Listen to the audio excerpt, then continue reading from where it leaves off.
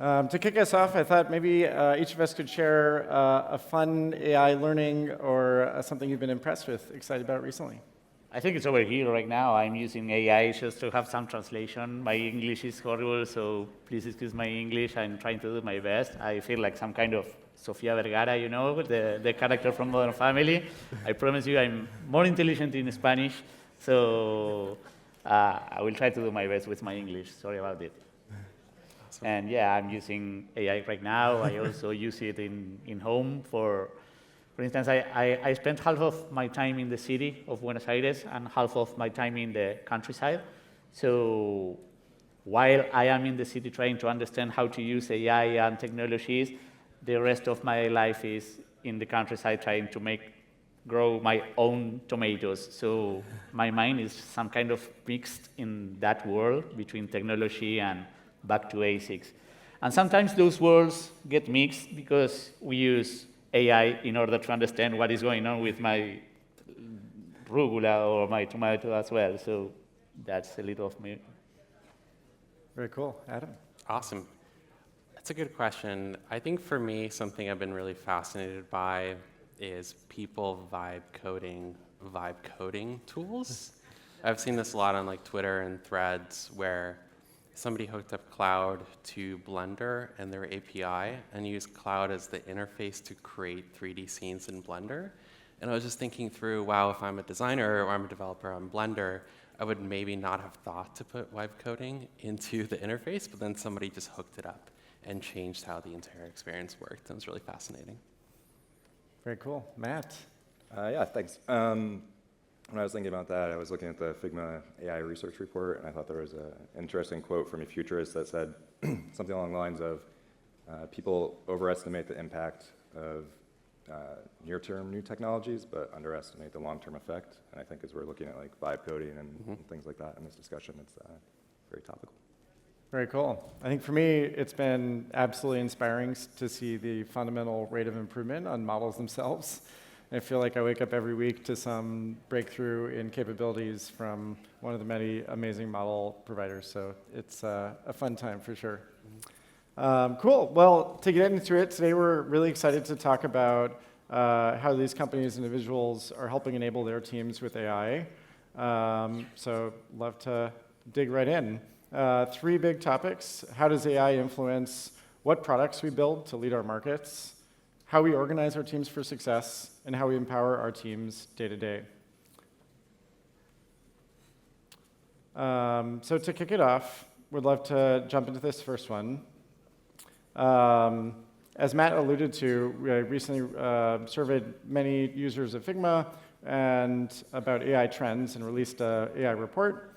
And we're seeing still a lot of divergence and different trends happening in the community of AI builders, but a couple things really standing out.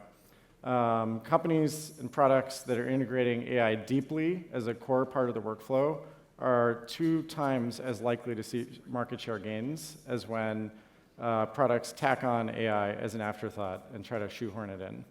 So I thought this was a really interesting discussion topic on sort of how you've navigated what's essential or tacked on with AI. And so maybe Facu was curious to hear your perspective from Mercado Libre. So to begin, I think it is important for you to understand our culture. So Mercado Libre has this huge vision of democratizing commerce and fintech services, and everything we do is related to that. So that's some kind of represents also the way we work in Mercado Libre, whether access to tools and information and knowledge is something that we try to democratize a lot. In that context, we also have a culture. Mercado Libre is a huge company, but it started as a startup 25 years ago. And even though we have been growing a lot in these 25 years, we still continue to have this startup mindset, and part of our culture is to take risks, to innovate, and being always in movement. So when a new technology appears, it is obvious that we will try to do our best to use it. So first part, understanding our culture. But culture is it's not enough. You need to have the capabilities and the tools in order to play and to expand your culture in the company. That is how Mercado Libre has been very early adopters of technology. And not now, many years ago, we have started using different machine learning processes and such. But nowadays, we are particularly working on that culture stuff with two main tools. We have a playground that every employee has access to. It is a playground where we will play with different AI solutions such as ChatGPT or Gemini or whatever. And the other one is what we call Verdi, which is the platform that especially our engineers use in terms of, it is an agent-based platform in order to get our work every day better. And yeah, I will say that we have both focus of using AI in order to develop better products, like the ones that you are seeing over here, which is this one, for instance, is a virtual trial for makeup. Then we have a photo editor for our sellers, so that they can improve their publications. And there are many others. Customers' reviews of products as well are using AI. And we are developing features in our products. And also the in-house usage of AI in terms of efficiency, actually, basically.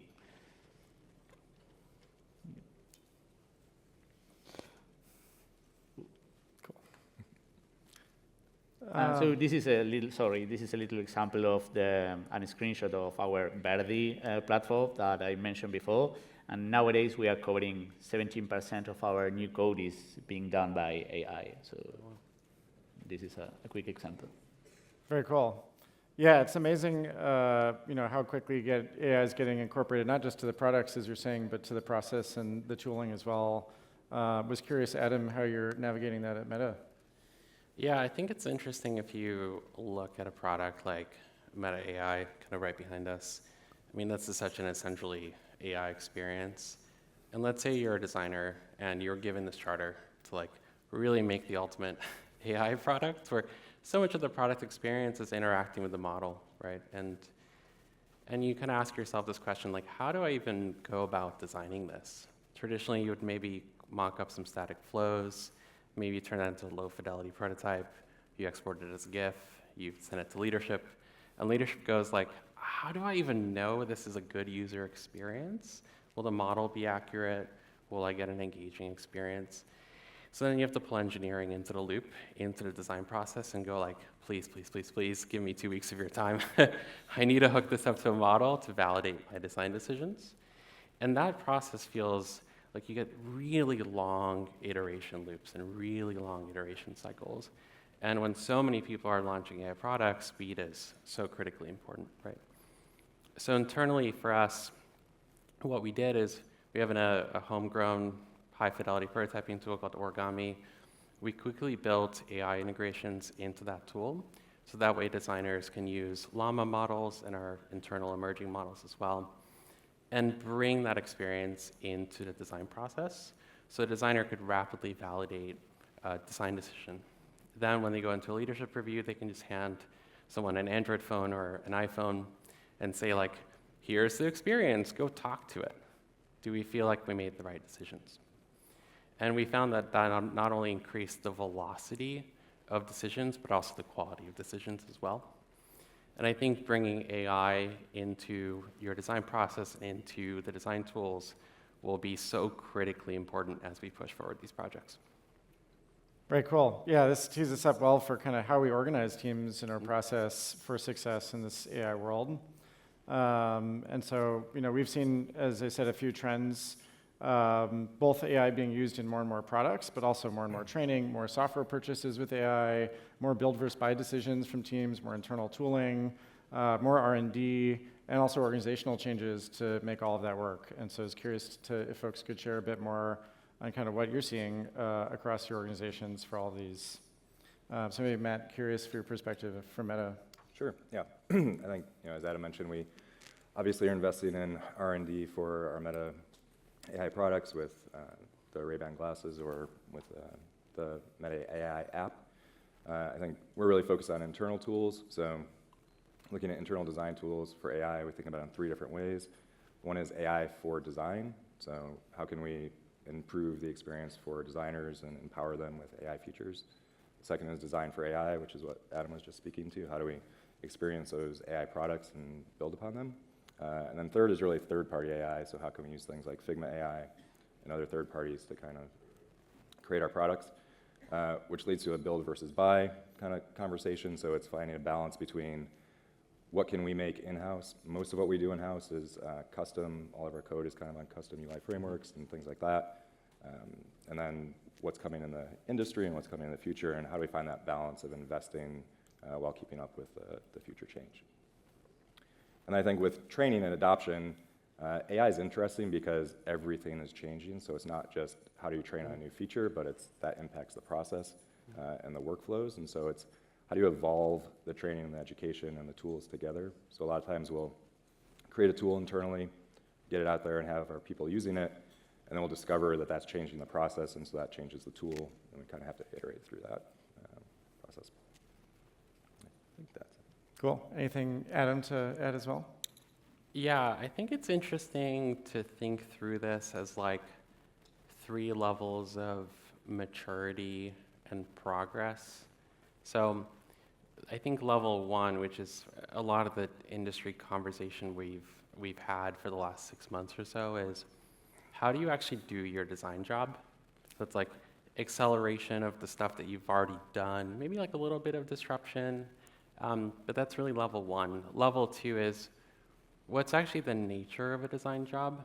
So if you have these incredibly automagical AI tools that generate pretty high quality designs and pretty high quality code, great, what does a designer do, right? If you can have a PM or an engineer just generate stuff and it's like 80% good, right? Like what's your job? That's a really huge question. Then I think level 3 is, let's assume level 2 is like ubiquitous, cheap, everyone has access to it. What's the nature of tech companies and how does that change? And that's a really interesting kind of framework to think about the now and how you're investing in tools, but also think about the longer term future and implications of the work that you're doing. And I think we're already a little bit flirting with level 2. I think you were mentioning like 17% of your code base is like AI generated code. And when you look at the extreme of that, like Gary Tan was on stage talking about the YC batch, and I think he said something like 85% to 95% of the code was AI generated. We're already flirting with that with really small startups.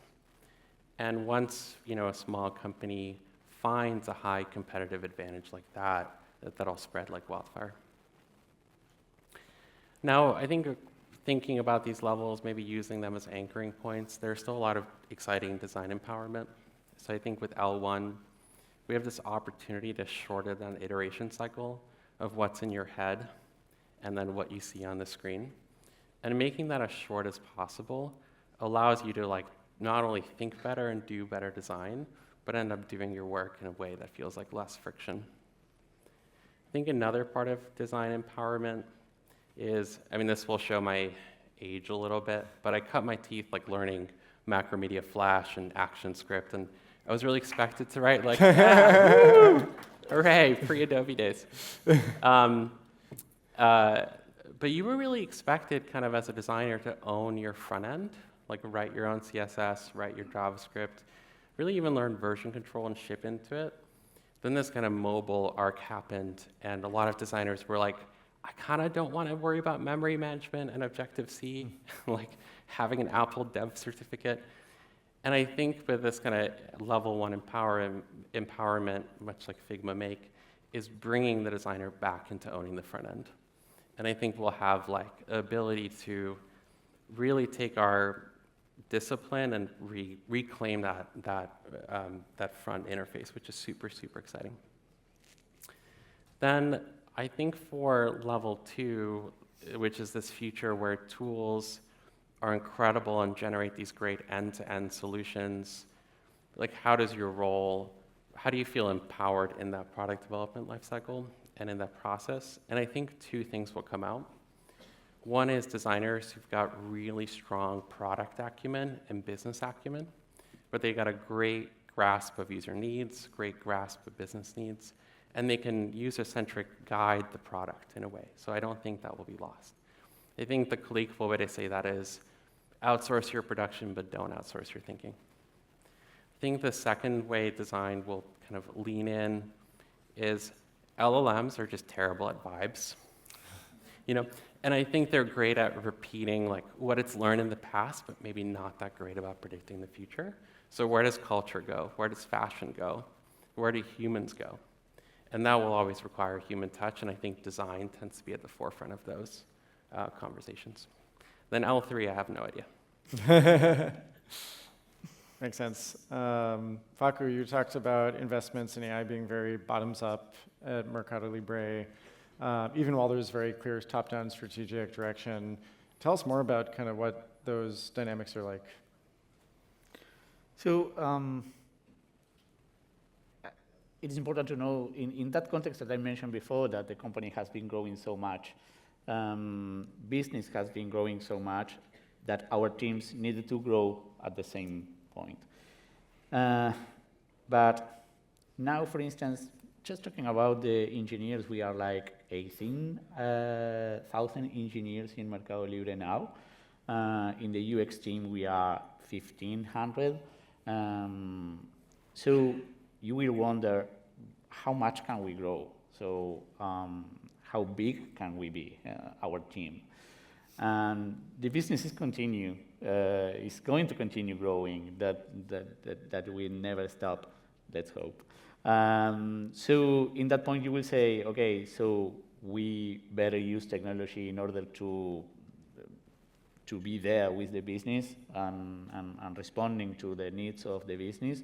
So that is where the AI and every technology available has to play a very important role.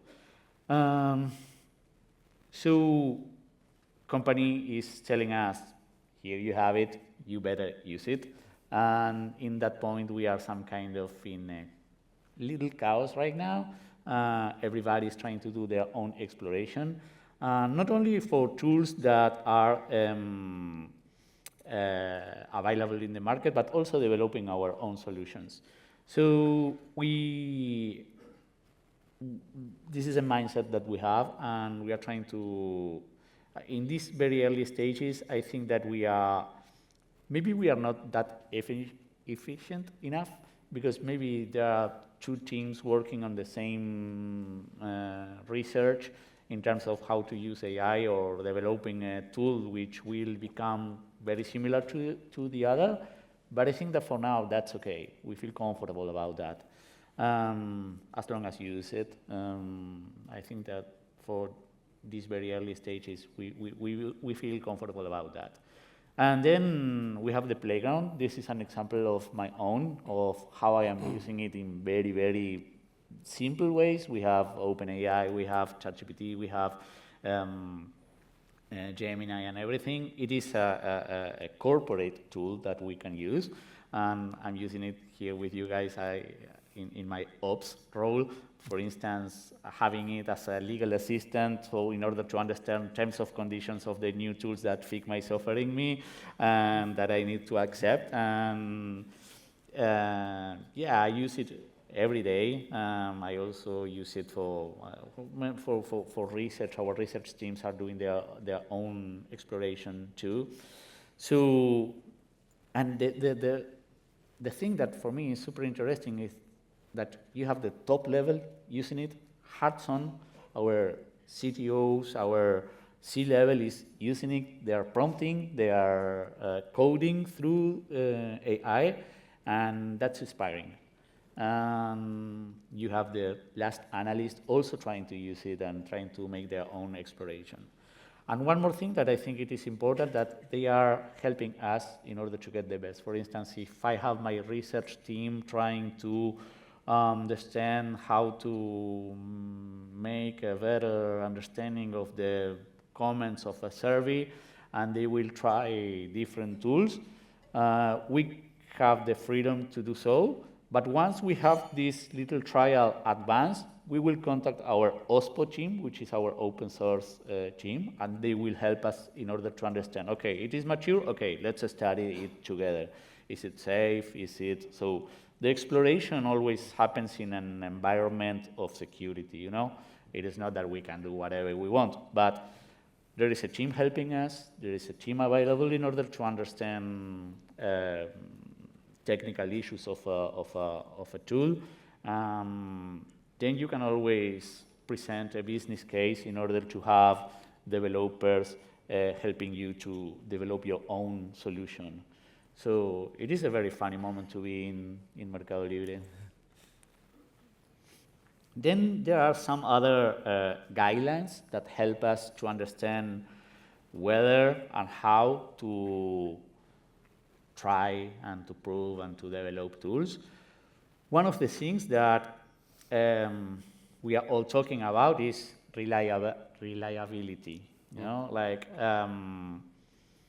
models still have some opportunities, and there are some features or product whether we will feel comfortable with.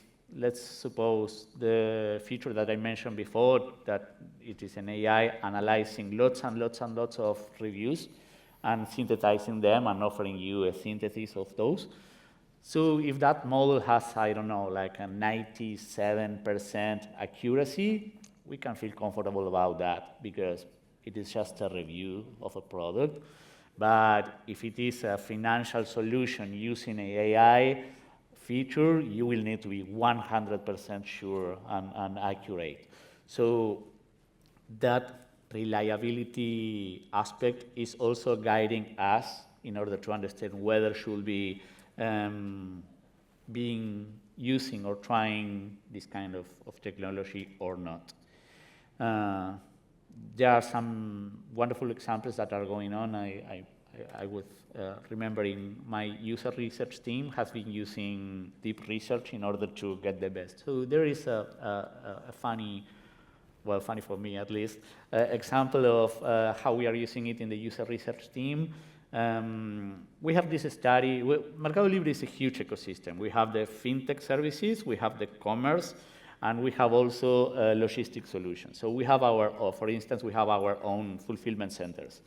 In those fulfillment centers, we could have buy a warehouse management system, but since Mercado Libre is such a complex ecosystem, we didn't find in the market a solution that will cover all of our needs. So we have the designers, we have the developers, let's build our own warehouse management system, which is a huge work. And every year, we make, with the user research team, we make this study in order to understand how everything is going on. So it is always the same study. And last time we did it, we took the study for the last year, and we compare it with the one of this year. And we made it by hand. We get some insights and some conclusions, and then we asked the AI to do the same. And it was really very interesting because it gave us, the human, I don't know, the human spent like 2 days making the comparison, making trying to find patterns or trying to get some insights from there. And the machine, of course, made it in like minutes. And we compare them, and it was very funny that it offered us like a very fancy podcast of 2 people talking about our studies, and it was like first impression always is, wow, what an F, do you say?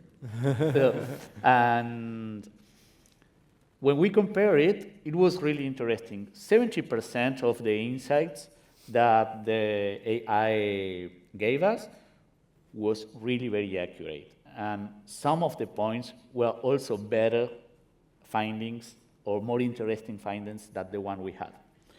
Then we had like a 20% of general observations, no value at all, like general basic observations, not usable at all. And then there was this 10% of madness, like crazy invention, like nothing to do with reality, absolutely delirium. So it was funny. But that is an example. And last, I think we have like a bias of building in Mercado Libre. And we're still learning. I think it is related to our culture, once again, where we have this startup mindset, and taking risk is part of our culture, so we feel comfortable. If you do it in an environment of safety, we are more than happy to do it. Very cool. This is a good transition to our third topic, around how we empower day-to-day teams, so both through tools like the playground and through culture and process, while these things are all changing really quickly. So in our own research report recently, we found there's not that definitive an answer yet on like what successful AI workflows look like, but there are a bunch of trends we're seeing. So we looked at both for designers and developers, how AI was impacting their workflow across discovery, design, development, testing, and collaboration. And like the first thing that's surprising is like, it's a lot everywhere. And AI is moving really fast. And everyone's incorporating it to their workflows really fast. And then I think especially in the design phases and getting into implementation and that sort of moment of like congealing on the thing that's real, a lot of people are finding value today. And I think one implementation of this we're seeing is around like vibe coding, which a few folks have already alluded to. And we've done a lot of that here at Figma as well. But I know it has a mixed reaction from some people, and so kind of curious what folks have seen on their team.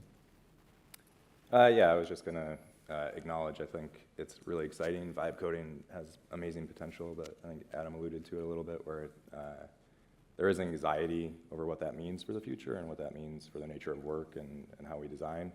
So I think when we're looking at rolling these things out and doing that, it's really important to work with teams to understand like what's the impact on the culture and on their role and how the future of work just changes and evolves through this.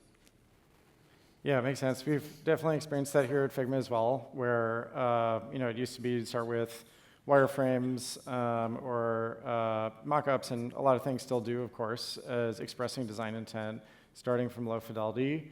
But also, designers often would hit a wall where, yeah, they'd use some noodles in Figma, but there's kind of a ceiling to fidelity of how much you can explore and express. And we announced yesterday Figma Make, our new prompt to prototyping tool, and we've been using it internally for a while, and it's been pretty amazing seeing how designers feel like it's sort of a superpower, where it's like it lets them go further and carry their vision further and explore more faster. And we built it as a multiplayer product, so people can come in together, edit code, prompts. I think that's helped for us with some of that question on like how is our role changing, where there's now a surface for everyone to come together, share their ideas, iterate, kind of get a sense of how things could work. And it's been pretty amazing seeing what that unlocks for teams. And I think we optimized as we were building Figma Make for designers starting with a mock-up, going to test something, and bring it to life.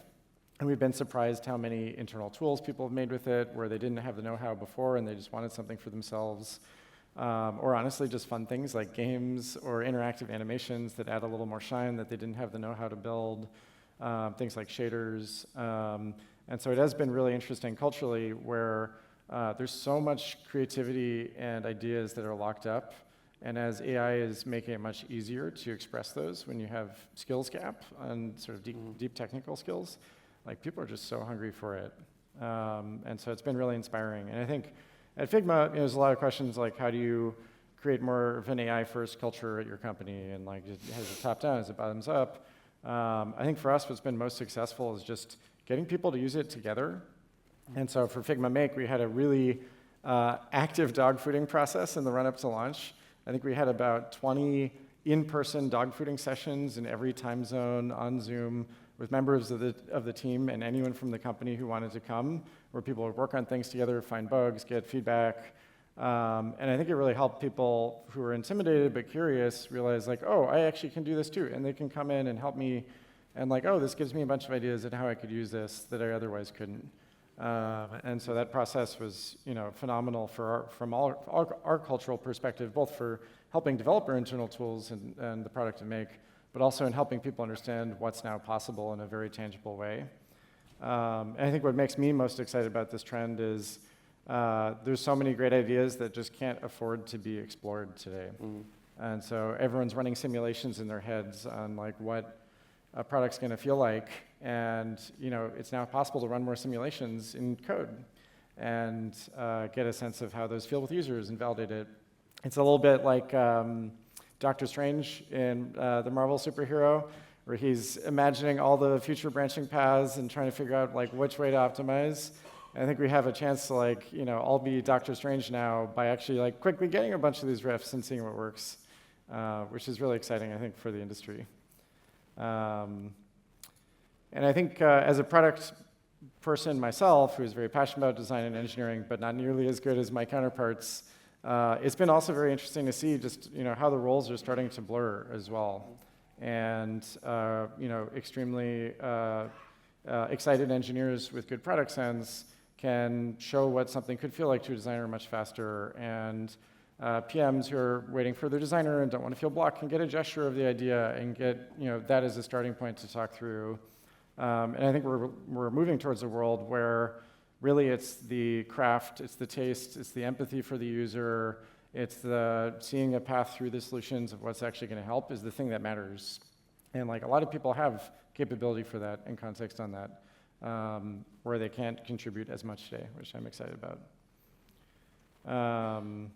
Yeah, and so I'm curious, all of you are using tools like this too. How are you seeing sort of individual designers, developers kind of meet in this process? I'm totally going to steal your graphic about the different branches on the tree. Because I think when we've talked to design leadership, when AI was first coming out, one of the main asks was how do we just get our designers to try a bunch more things and feel like not only their process is faster, but they're just bringing higher quality, more robust solutions. And I think AI has an ability to kind of supercharge that. I think the other interesting point is when we think right now about consumer AI solutions, it's really easy to fall into the trap of you just write a prompt and then you get the final output. And my analogy there is imagine you're trying to create a song. You don't just say help me create an indie rock song that sounds like Death Cab. I'm really showing my age. Okay. And then you just get this final MP3 and you're I don't even know how to steer this. I don't know if I like the drums or the bass line or something else. And I think AI and the Figma Make interface is a little bit like this, where it's more about going on this journey with this kind of AI tool that helps you refine your thinking in real time. And you start with this very ambiguous shape and you just refine it. So I'm really excited about this future where you have the tools refine your thinking with any modality that you choose to interface with it. I might send it a snippet of code, I might send it a prompt, I might send it a sketch drawing or a screenshot I have, and be able to collaborate with AI in that way versus this super rigid, just I'm gonna write a prompt and I get the app. I think that would be a grim future. And I think if, let's say we go to that kind of very fluid version of AI does exist, then that's really where you can have your taste and your subject matter expertise guide us to develop some pretty great products. Yeah, I was just going to add to that. I think it's not just about the process change, but it's how we work, how rules are evolving. It's really a step change. It's a magnitude of shifting from analog to digital. We're now shifting in this AI world, and it's really just changing the way that people think about things. It's not just about what the right tasks are, but what tasks even mean at this point and how you kind of work together. So I think we're getting this world where we used to talk about digital natives and people prior to that, and we're going to start talking about AI natives and people who are adapting to this and understanding how to use an AI like Adam was talking about as like an assistant to help you build things and empower yourself versus, yeah, just doing that. So I think it's really important to have a willingness to kind of iterate and test these things and experience them. And like you were saying with the dog fooding, just seeing how they work and how they evolve and continue to do that. How about you, Facu?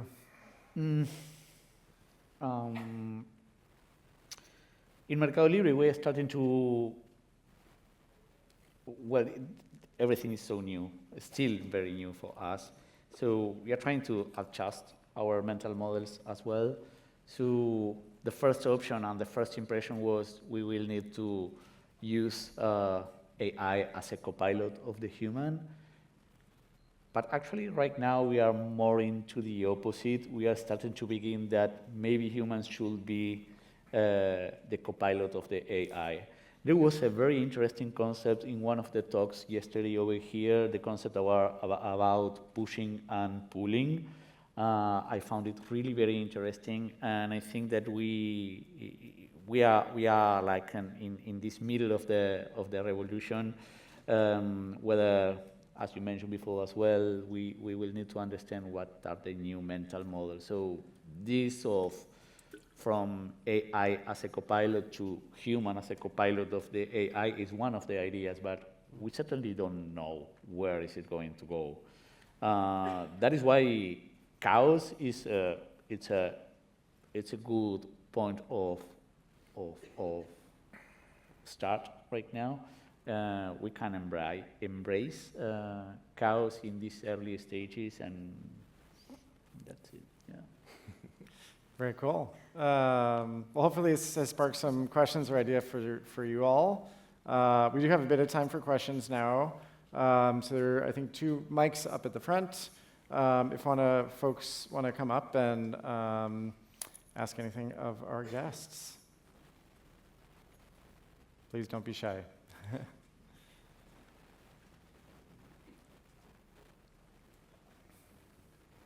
Hi, thanks so much. How are you finding, maybe this is to you, Adam, when things come to life so quickly, people can become very attached very quickly. Suddenly it works, it functions, those wireframes allow such a lightness of consideration and brainstorming. So how is your team managing that? Thanks. Just to clarify, managing that in terms of the emotional expectation or which aspect? Workflow, yeah, emotions, great question. Impact of how real things suddenly seem when they may or may not be good ideas. That's a good question. I found that attachment, and I've fallen in this trap, to like a specific design direction tends to be when I put like a whole lot of work into the prototype because it was really expensive to make. Where I'm like going to a leadership review, I was like, I spent 2 weeks on this. They better like it. And then when I got feedback, I'm like, oh my God, that's going to require so much work because I structured my origami prototype in this crazy way that's going to break as soon as we do this new thing. And that's where I feel like I started getting a little bit defensive about it. I think what's really empowering and exciting about AI is the production of those high fidelity assets that you just mentioned become really fast and really cheap. So in a review where somebody has a different idea or a steer, we go, great, that's probably going to take me like 30 minutes and not 2 weeks. So let's try it, and we have got time. And I think that's a different way for us to think about those design reviews. And I really hope designers do kind of like embrace that fluidity, even if the artifacts are higher fidelity. Hot take prediction, I think user research as a function is going to get really hot in the next couple of years. And I think in a world where you can prototype close to the speed of thought, the next step is like your validation loop. And so, we've had some projects here when we've been using Figma Make already, where we have a bunch of user interviews in the morning and a bunch in the afternoon. And in the middle of the day, we're making some new makes based on the feedback to see if they address the problems that people had.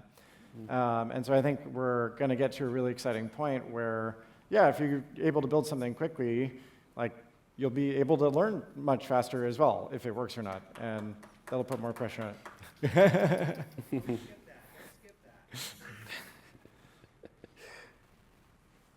Cool. Next All question. right, I've got, I think it's two questions. They're Oh, and by kind the of- way, if you don't mind sharing who you are, what you work on as well. Sure. Hey, I'm Heather. I lead design for Coursera. We're an online learning platform. Two questions. One, you were saying that you were doing trainings. I guess I'm curious. I feel like we have a team that's like, you've got the people that are just naturally early adopters, and then you have skeptics. And this is true, by the way, this is true of design, PM, and eng, period, across the board. So I'm curious what you're doing to like get your teams to actually start to embrace this new way of thinking and working and experimenting with tools. And then on the flip side, the tools are changing so rapidly, and part of staying up to date and fresh and, you know, maintaining that spirit is about just constantly trying out new tools. But then what's tricky is like our head of eng was like, yeah, but when do we know what the right tool to invest in is, and when do you call it, and how do you balance, like, I mean, it's also a procurement nightmare because right now it's like a free-for-all. Every week we're like, we need access to these 5 tools for our team. And so I guess I'm curious like how you're spreading it in the culture and staying experimental, but then also figuring out when to flip it into a kind of sustainable workflow. Matt, I know you've done a ton of this at Meta. How do you navigate it? Yeah, that's a lot. So I think for us, when we're looking at internal tools, I guess I'll address that first. It's really awareness is the first thing, the first challenge, just making sure people are aware of the tools, what's coming, and that they're there, and just encouraging that experimentation and playing with them. We do more formal, like days of education or kind of online courses or things like that people can use, but those themselves are time consuming and can become outdated. So it's really driving that awareness, and I think a community, so people that are like-minded are using those features and kind of build off of each other. And then as far as like choosing tools, I think showing proof points and just showing off the outputs and how they're being used. So a lot of the work that like Adam does with origami and the AI features that we built there get used in a lot of our highly visible products, and so that lends some credibility to them and shows where they can be used more often. I think when it's looking at external, procurement, that's a whole nother thing. It took us quite a while with Figma to get like our legal teams aligned so we could use the Figma native AI features. And so there's always kind of looking at the immediate term, what we're building, creating visibility, but also kind of what's out in the future a little bit so we can prepare and we can experiment with those things kind of in a playground aspect and understand that when we can roll it out to the rest of the company.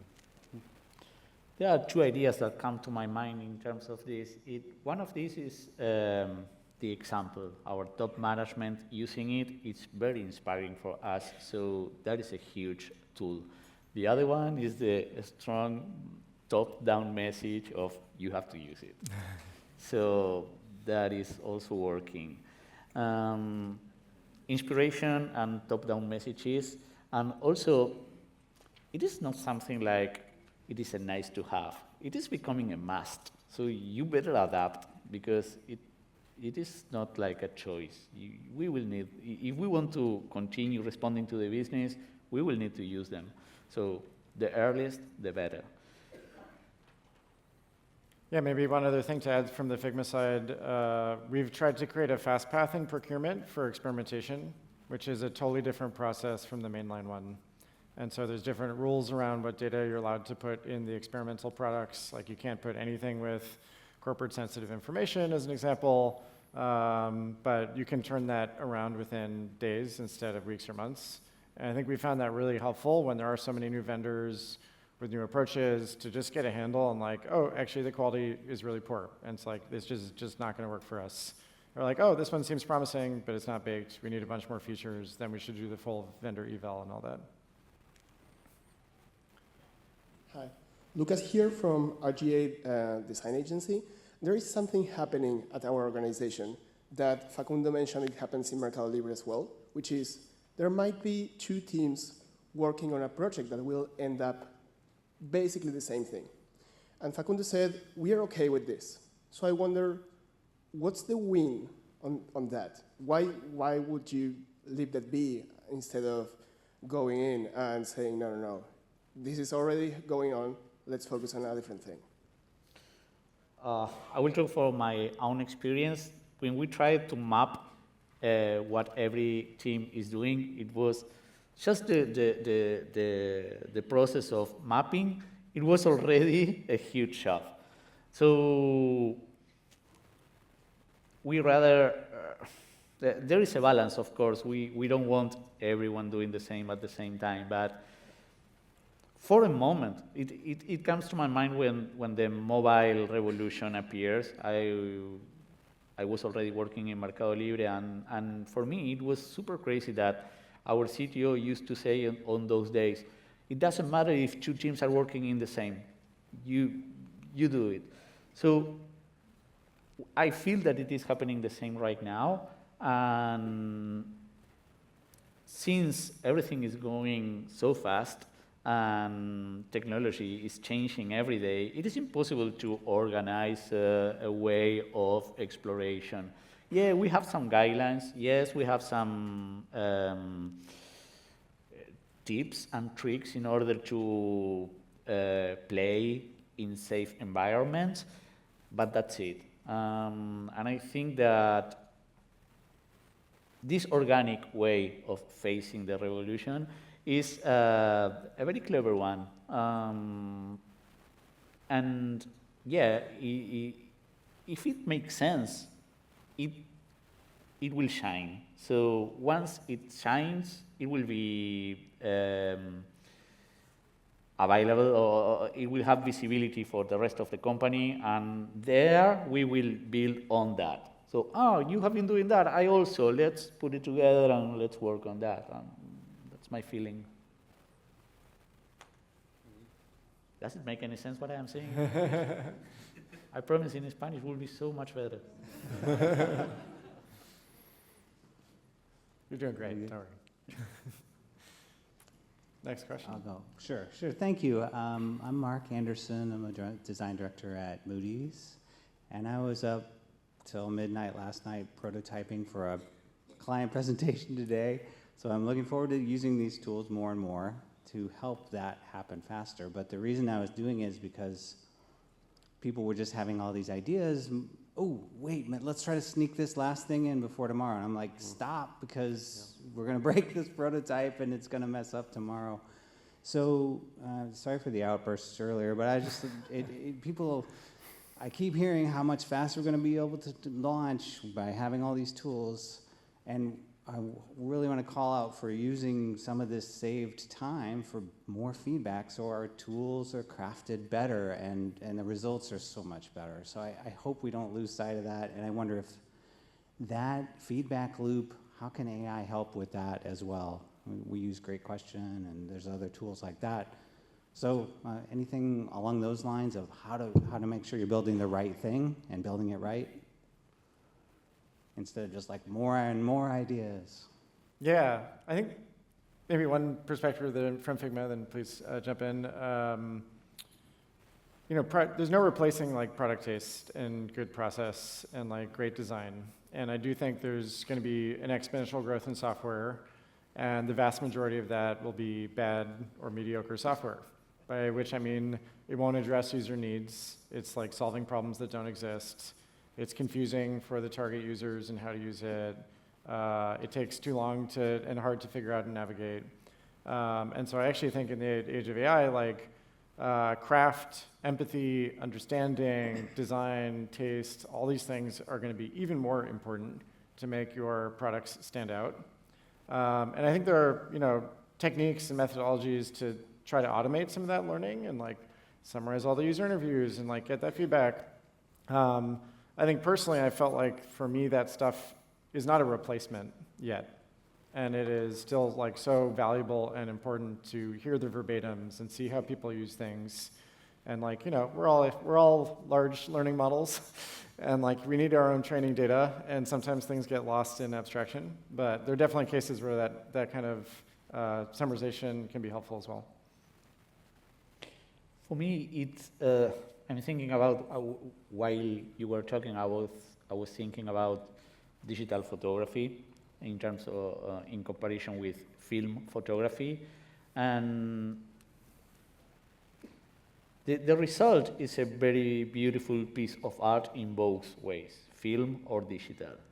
What changes is the process in the middle, and I think that the fact of digital photography solves many technical issues will let you a space to explore creativity and art and messages.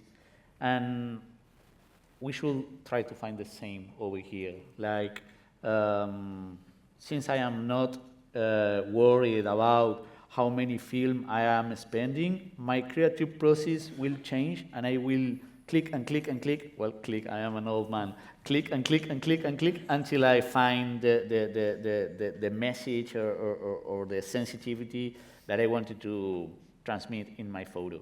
So the end result, it is a piece of art, in the case of photography, and the creative process in the middle has been replaced. And now that the